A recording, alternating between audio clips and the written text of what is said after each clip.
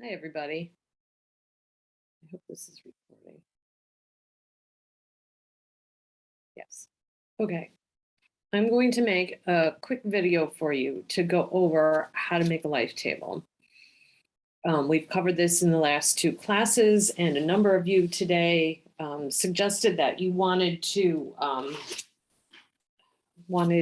go over this one more time, but not everybody does. And a lot of people miss class. So for those of you who missed class, you can bolster your ability to understand this by watching this video. Okay, so this is real data from spotted owls, and somebody has already given you these numbers, let's assume. What we're going to do is, actually, let me copy this over here for you. In an exam question, you might be given life table data, life history table data, and you might be told to calculate X, LX, calculate generation time, reproductive rate, the growth rate for the population, and describe population growth. So let's talk about what these variables mean. Okay, so X, this is your column X right here. Those are your age stages. Okay, so these are the owls who are just born to being just a day shy of a year old. These owls right here are on their first day of their first year to the last day of their first year, first day of their second year to the last day of their second year, etc. Over here, N sub X, that's always our head count. So we have 32 owls, almost 33 owls who are a year old, 28, 29 owls who are 2 years old, and 24 owls who are 3 years old, etc. So remember, when we're doing the head counts for our particular species for these life tables, you count the owls or whatever creature on their very first day of their first year. So right here, on day one of their first year, you're counting the owls. So there were 32.95 owls alive on that day. You don't count on July, you don't count on the last day, you count on the first day. Your B sub X is your number of births. And your number of births is different. Whereas you measure your head count on the first day, you count the number of babies on the last day. So you give everybody a whole year to get their babies born. So if a baby is born on January 1st, it goes into this. If it was born the previous year, it would go here. Okay, so we're not calculating anything yet. We've just had these variables from which we are going to calculate everything else. So the first variable that we're going to calculate is our L sub X. And our L sub X is our survivorship curve, not our curve, our survivorship. And remember, to calculate this, you need to use anchors. So I'm going to say equals, I'm going to figure out, I'm going to click here on our B3, and I'm going to divide. I'm putting my anchor on the B by putting that $sign there, and I'm putting my anchor on the 3 by putting that $sign there. So I've got my formula in the cell. I'm going to hit return. It's 1. Remember, your L sub 0 is always 1, no exceptions. I'm going to take that little green square, I'm going to drag it all the way down, and I can see that I have calculated my owl fertility or fecundity, depending on the author, right here. The next thing I'm going to do is I'm going to calculate my survivorship. No, sorry, fertility. Here's our survivorship. I am so sorry. I am tired. I'm making this at the end of the day. And I'm a little exasperated that so many of you have missed class. Don't miss class. Get your butts to the seats. Okay, there's our survivorship. Here's our fertility or our fecundity. Okay, so this is a little bit different than our B column right here, because this is the number of births. So fertility, remember, the beauty of a life table is that it provides age-specific fertility and age-specific mortality. So you can see that for these guys, even though LX looks pretty constant across time, which, you know, without graphing it, I mean, it looks like it's going to be a type 2 survivorship. Our fertility is going to be the number of babies born per each age group. So I'm just going to put my equal sign there. I'm going to hit my number of babies. I'm going to divide by how many owls were alive at this time. I've got my formula in my cell. I'm going to hit return. It's 0 as it should be. I'm going to grab that little green square. I'm going to drag it down. And there we go. Now we have our LX and our MX. Our next step is to make LX-MX. And somebody in class today asked a very good question. How do you interpret this column? It's not a meaningful variable. It's something that we need to calculate in order to get our R naught. And this is how we calculate our R naught. So the formula is right there, LX-MX. We're just going to hit equal. We're going to click our D3, which is our LX, times MX. It's going to be 0. We're going to take that puppy. We're going to drag it all the way down. And then, so right now I could answer a bunch of these questions. Calculate LX. That answer is right there. Calculate MX. That answer is right there. What is generation time? Can't go there. But what is our net reproductive rate? Remember, that is just the sum of LX-MX. So I actually could answer that right now, and maybe I will. So to add all of those numbers together, instead of getting out my calculator and making myself crazy, I'm just going to put equal, sum, and then I'm going to grab, I open parens. I'm going to grab this. I'm going to pull it down. I'm going to close my parens. Voila. Now my, this right here, I'm going to go ahead and label it. Our R naught, I'm not going to put that equals there. R naught equals 0.5211. Okay, so now it's time for generation time. And we're going to make a new column here. We're going to do X, LX, MX. So we're just multiplying 3 variables together. Rather than multiplying 3 variables together, I'm going to do 2. I'm going to go ahead and take my LX-MX, and I'm going to multiply that times X. I'm going to drag that down. Okay, we're going to use this number right here to generate our generation time, but it's not there yet. We still need to do our sum. So we're going to sum, we're going to grab X, LX, MX. We're going to drag it down, going to close that parentheses, and we can see that we have 3.703. Okay, so now we can put some answers here. So we can have R naught, we're going to have our generation time, and then we're going to have our R. I'm just going to do a straight up R. So our R naught is this number. So I'm just going to paste this number from down here up here. So I've typed equal. I'm just going to click on this. This makes sure that I don't have any typos. It also means that if I change my variables, I can still use this worksheet. All right. Our T right here is going to be our net reproductive rate is going to be our 0.52 divided by this whole shenanigan that we added up here. Pause.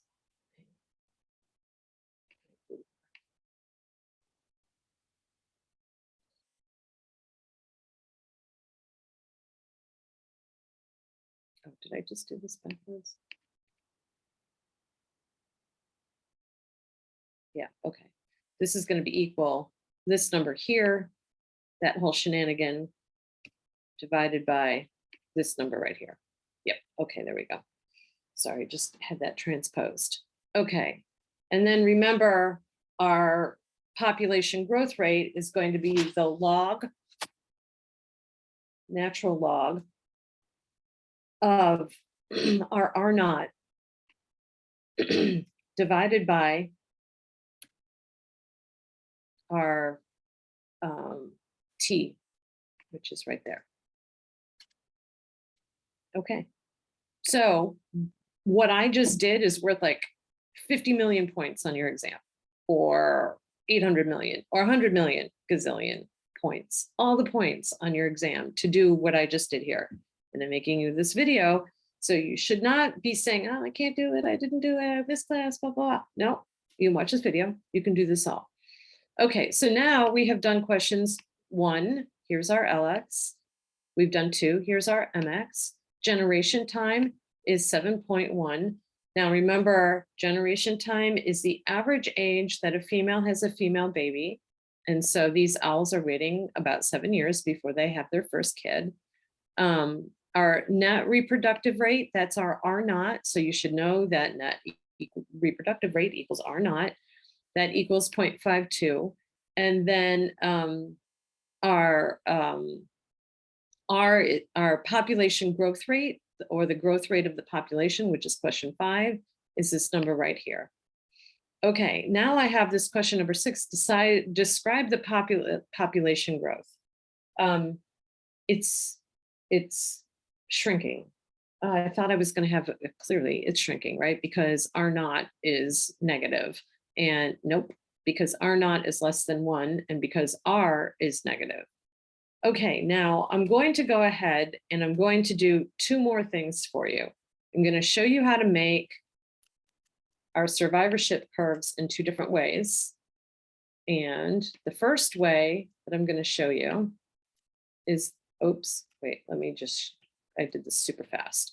So what I want to do is I'm going to make survivorship curves. Now remember, we could make the survivorship curves log scale or not, and depending on what you want to do with them. So my first thing that I'm going to do is not log scale, and I'm going to show you how to make that.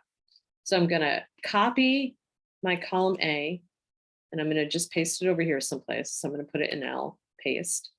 Okay, I don't really want any of this right here, so off it goes. And then I want my LX, because that's survivorship. However, before I go and grab it, I can't just copy and paste this, because if I copy and paste this, copy, paste, oh no, it's all zeros. Wait, what? How come this is all numbers and this is all zeros? Ah, no worries. It's like that because we copied the formulas. The formulas are here. You can see that we've copied the formula bar. We didn't want to copy the formulas. Well, if we wanted it to work again, we'd have to copy the whole kit and caboodle. So what we're going to do, we're going to copy L sub X. We're going to go to edit. Oops, nope. We're going to copy like we normally would. We want to paste L sub X right here. So we're going to go to edit, paste special, and we're going to paste values. That's instead of the formulas, right? If we paste the formulas, it's not going to work. We saw what would happen. So we're going to paste the values. Okay, voila. Okay, now I can make my graphic. I can grab these 2 things, my X and my Y variable, and I'm going to go to insert, and I'm going to do chart, and I'm going to do column, bar, line, area pie,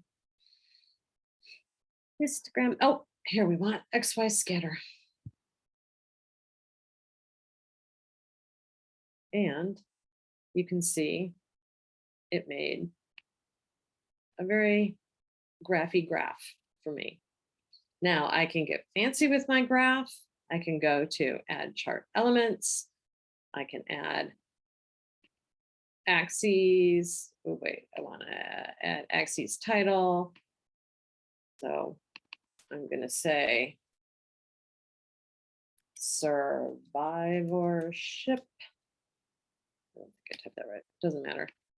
And then down here, I'm going to do add chart element, and then I'm going to do paste horizontal, and I'm going to say, in this case, because this isn't going to work for every species, but it's going to work for this one. Because we're measuring the owls once a year, we can put year on the bottom, and we can see right here that there's a lot of babies die, but then everything holds nice and still. we could expand our survivorship curve if we wanted to, but the real point that you want to see right here is that if you wanted to save the owls, if you loved owls beyond all reason and you wanted to climb up to the tree and save every single beautiful owl, which would actually be a good goal. Like you can't save any of these guys, their survivorship is pretty constant, but there's a big drop between the 1-year-olds, between the 0-year-olds and the 1-year-olds. Go save those eggs. Go get those eggs if you want to save them. That's what you can do with the raw data. Now let's go ahead and show, but we can't really tell. We can't officially tell whether this is type 1, type 2, or type 3 unless we want to log scale our data. So we're going to go ahead and do natural log LX. And so we're going to do equal ln, open paren, click over here, close paren, voila. We're going to go up here, we're going to drag that puppy down, and we're going to see that we get a whole bunch of these negative numbers. Okay. I could do a couple of things here. I want to make this super easy for you guys though. I'm going to copy these numbers. I'm going to paste special because right now they're a formula. I don't want a formula. I just want the values. So I'm going to copy the values. Okay, so now when I click on here, it's just numbers.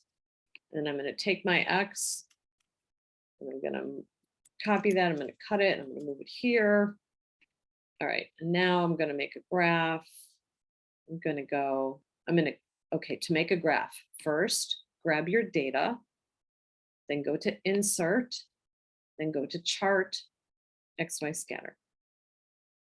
Okay, and now you can see that this is clearly a type 2, right? So no matter what age you are, except for these little baby newborns, which are dumb puppies, no matter what age you are, it's pretty constant what your survivorship is pretty constant over time.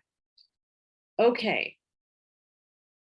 I think that this video will get you guys everywhere you need to go to analyze this data.